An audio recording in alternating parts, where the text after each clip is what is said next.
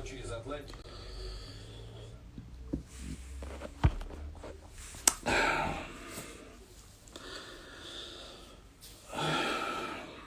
Бисмиллях.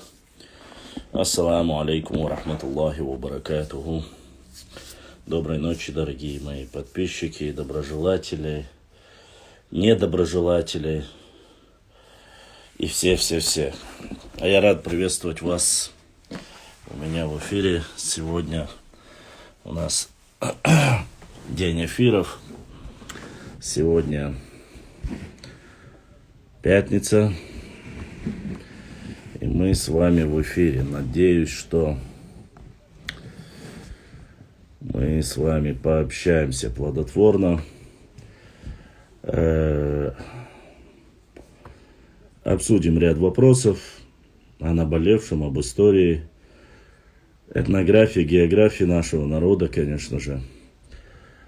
Все, что нас касается, чего нужно избегать и к чему нужно прийти, само собой. Наиболее актуальные вопросы. Ва алейкум салам.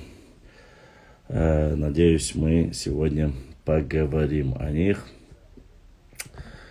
Снова же в рамках нашего прямого эфира у нас есть правило.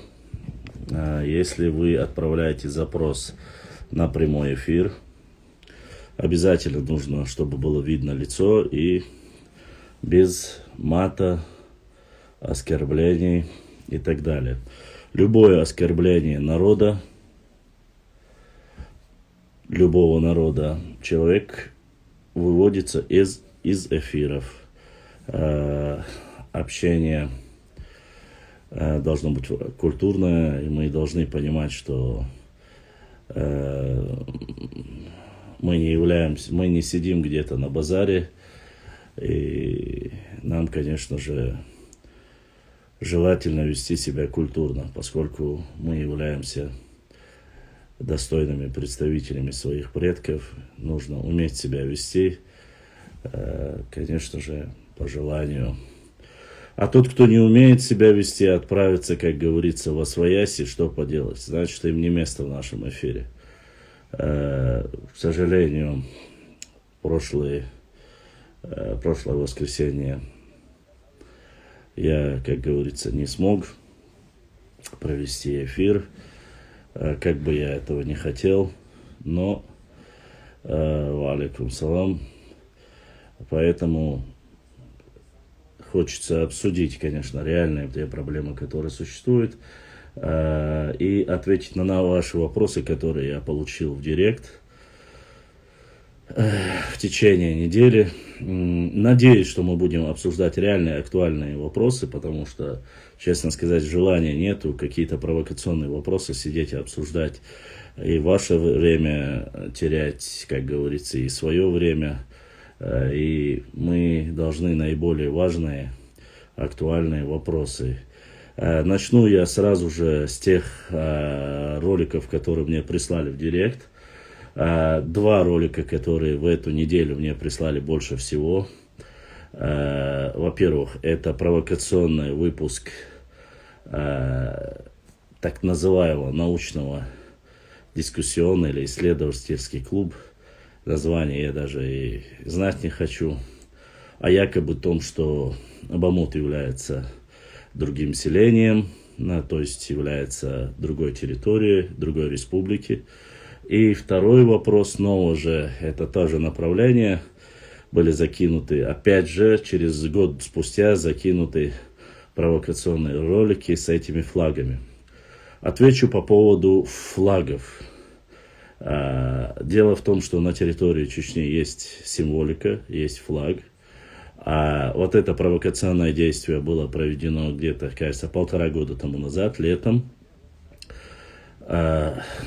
Приехали с другой территории, с соседней территории, там якобы в гости, но вот так сделали фотографию, этот вопрос уже был решен.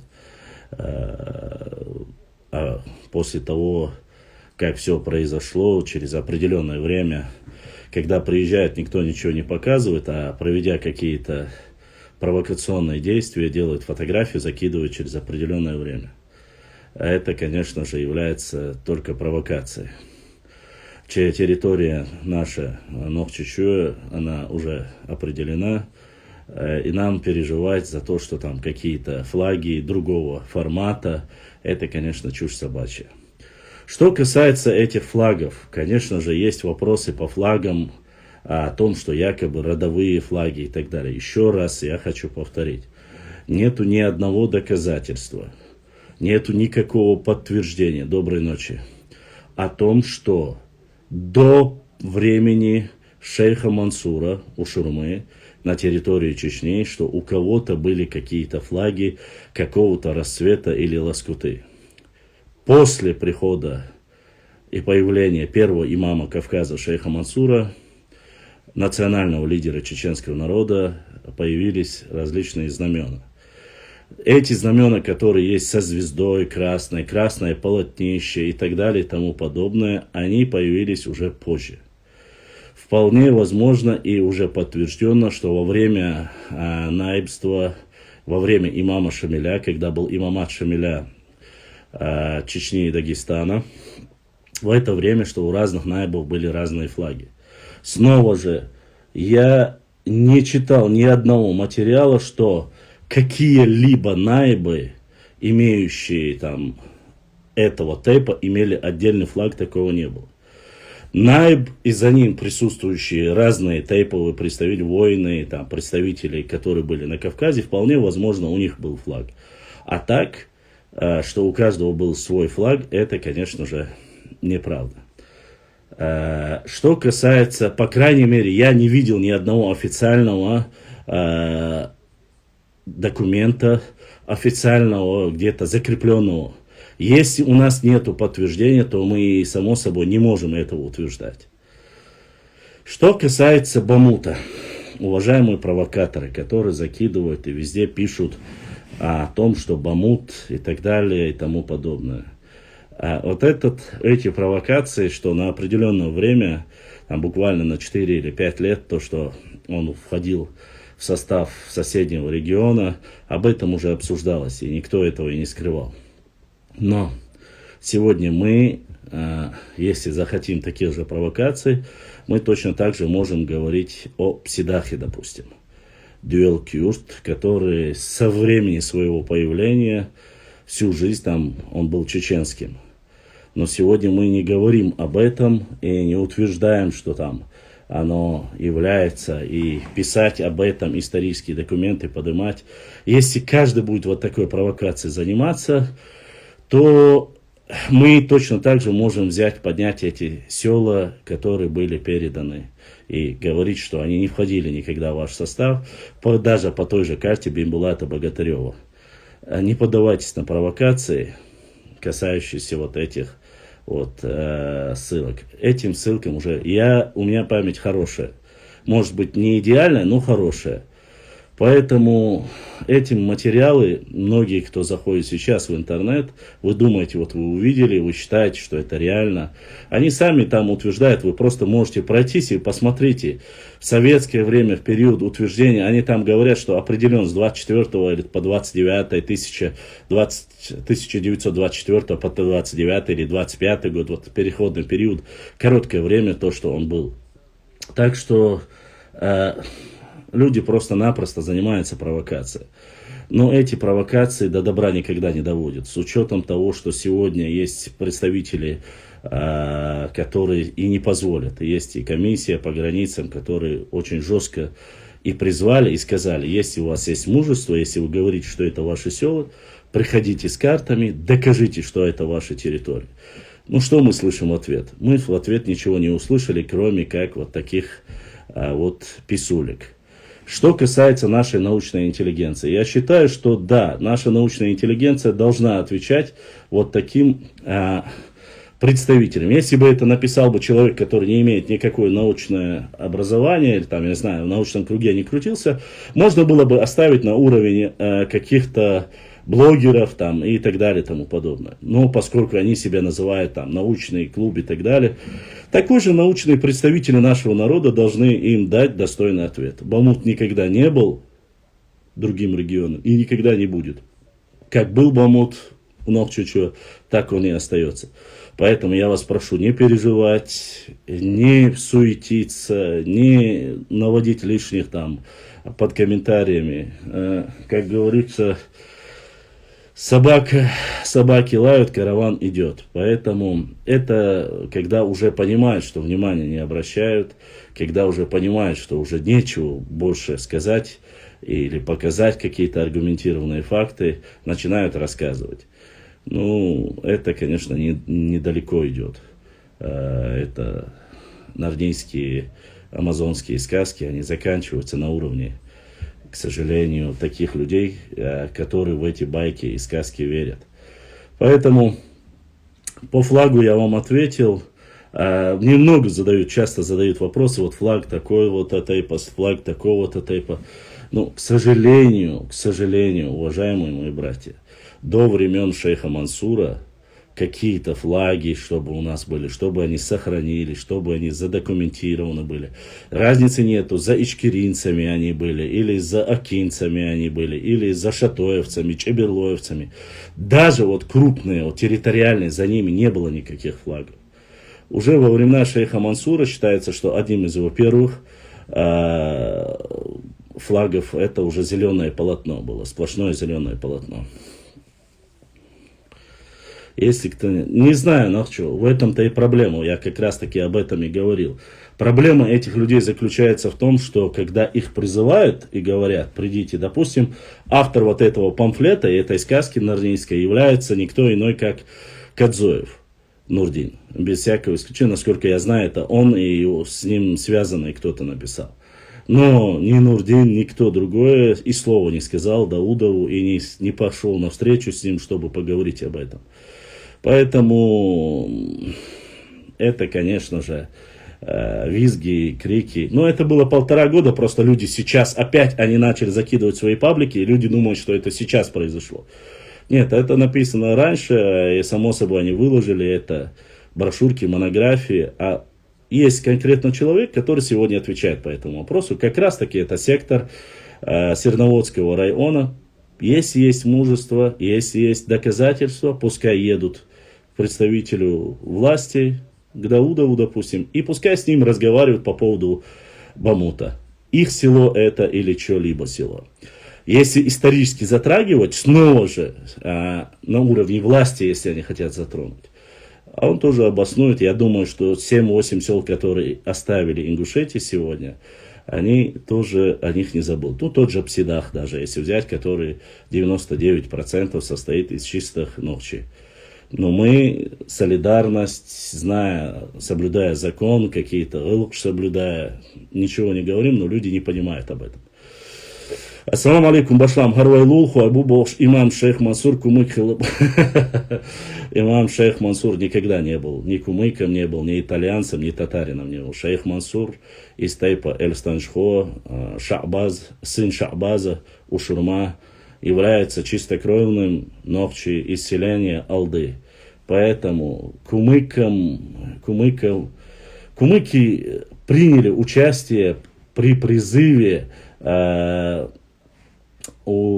когда во время Кизлярского нападения и во время, когда в Черкесию уходил, и нападение делали в ту сторону, кумыки поддержали шейха Мансура. Добрый вечер, Таня. Поддержали шейха Мансура, тут вне всякого сомнения. Большинство из них, даже больше, чем аварцев, шейха Мансура поддержали кумыки. Ну, там кумыки, нагайцы, чеченцы и так далее и тому подобное. Стоит отдать должное, кумыки были. Но он никогда не был кумыком, он не был тюркоязычным. Образование свое он получал снова же не у них, насколько я знаю. Он сегодняшним, если понимание, если говорить, это дальше, ближе к лезгинам. Якобы говорится вообще в источниках, что он получал образование там. Поэтому это что-то новое для меня, что шейх Мансур был кумыком. Конечно, не был он кумыком. Мы не за это тысячам лет лили кровь, чтобы сегодня какие-то пуштуны присваивали в нашей земле. Но это само собой, конечно же. Это такие же сказки и те, что шейх Мансур был шпионом.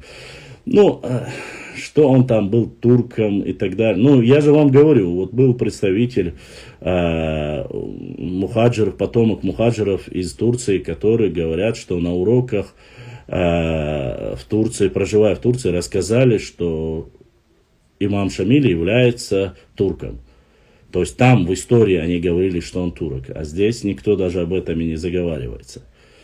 Да, да, кстати, насчет документов. К сожалению или к радости, мне задавали вопрос. Башлам Савархон Хвектан Вистхалык, Мухаммад Хейтеон. Меня спрашивали часто насчет Шамуил, и я думал, что это кто-то с ненавистью называет имама Шамиля Шамуилом. У исторических источников книги я могу вам даже зачитать. Есть, где написано конкретно, письма, даже переписки Шамиля, где указано, что имама Шамиля называют Шамуилом. И это не выдумки чеченцев, это исторические данные есть и записано. Что касается все больше и больше документов имама Шамиля, мы получаем и работаем над ними. Мы Богудун, ну вообще имеется в виду Нохчи и наши ребята, получаем все больше и больше доказательств, информации имама Шамиля. Я, иншаллах, его тоже выложу потихоньку. И я надеюсь, я это буду выкладывать только с точки зрения истории. И надеюсь, что многие подписчики это воспримут правильно и не в обиду. Потому что вы-то, конечно, можете говорить все, что угодно. Однако на книгах говорится много ничего интересного. О количестве, кто был Шамилем, как он завоевывал и многие моменты. Я был в шоке реально, когда начал более глубоко ознакомливаться с этими документами. Но это будет интересно. Вот.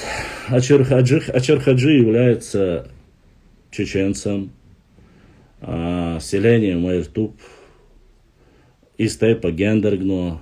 По крайней мере, сегодня человек, который показал свое лицо и сказал, что он прямой потомок Ачар Хаджи, это Нохчи. Ни кумык, никто. Те, которые говорили, что он кумык, я попросил предоставить доказательства, что он кумык, его родственников или кого-либо. Ни номера, ни его родственников, который показывал свое лицо и говорил, что он является прямым его потомком. Ни один человек, ни откуда он не вышел со мной на связь, кроме одного человека, который сегодня проживает за границей. Он выложил статью, рассказал о том, что Ачар Хаджи является потомственным, исконным представителем чеченского народа, и он Нохчи. Поэтому сказки можно рассказывать, прибаутки можно рассказывать, доказательства. Доказательства. Самое важное в нашем деле это доказательства. В Кюринском ханстве вроде бы получал образование Башлам. Ну, вполне возможно. Вполне возможно. Я не отрицаю. Точно нужно узнать, потому что есть разные данные. Поэтому. Валикум салам. Так, Ачар Хаджи был чеченцем из Тайпа Гендергна, потом Ачар Хаджи. Ну, это я уже сказал. Ассаламу алейкум, патриот. Так, ассаламу алейкум. Так, дальше. Так, что у нас здесь за вопрос? Джемили, просто S прислал какой-то.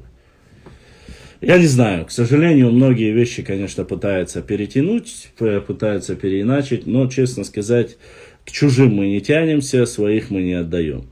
Поэтому нужно быть более активными, нужно быть более сосредоточенными, заниматься именно непосредственно своей историей.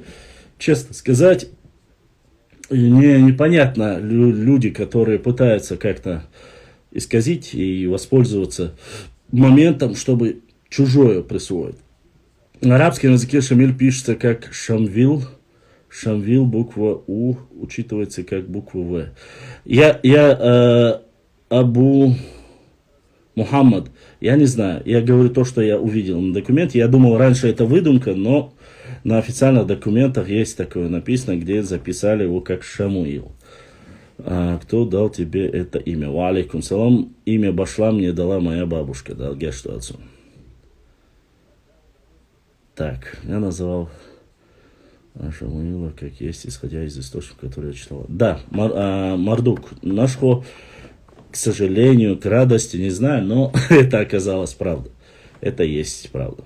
Но мы, как говорится, снова же, мы Бойсхара называем и как Байсангур, и как Бойсхар, и нету в этом ничего. Просто я считаю, что представители нашего народа должны называть своих национальных героев так, как их звали. Ни больше, ни меньше.